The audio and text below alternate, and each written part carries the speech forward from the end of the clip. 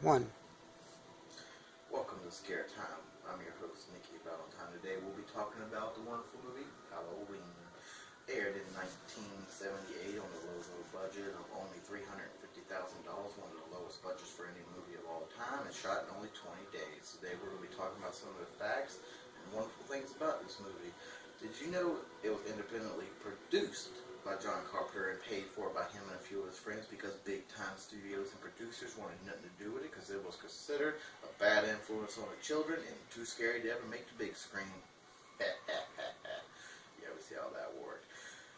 Shot in the 70s during the big hippie movement for freedom and peace and love and no war, this was considered an abomination and was stopped from being shot in a few theaters because of that.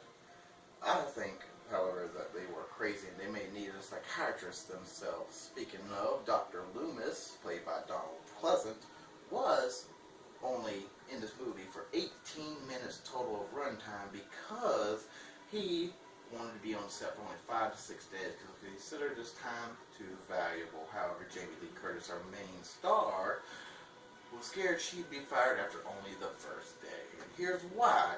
Because she kept screwing up on the first day to the point where she thought John Carpenter was going to fire her. But John Carpenter, one of the biggest reasons he stated he hired her was as a tribute to Hitchcock.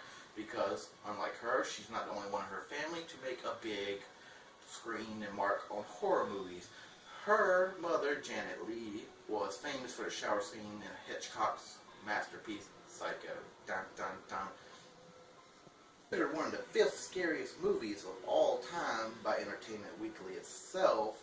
After its production, it made $40 million in its first review at the box office and $80 million worldwide. That's a hell of a leap from $35,000.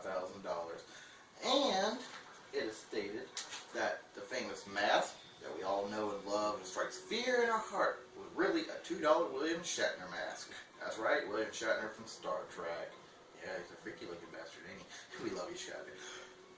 On the budget being so low at around the end of the production that they were so tight for money that John Carpenter, ran to the nearby Halloween store, bought the cheapest mask they could, spray painted it white, teased the hair, and reshaped the holes, and voila, masterpiece. And a theme song that still runs chills up our spine. Just look at it right now, listen to that, it's wonderful. Was played and written on the keyboard by John Carpenter himself, who claims he is a master of the keyboard, can play any note or any song on the keyboard, but he himself cannot seem to write or read music. Another interesting fact about the Shatner mask is Shatner himself for years did not know that was even in his likeness. It wasn't until John Carpenter stated it that he found out, and he stated that he found it a great honor and gesture. That is all we have for you today, and we thank you for your time, and look for our next episode in a few days. If you have any comments or any suggestions or ideas, please leave them in the comment below. Thank you, and love you all.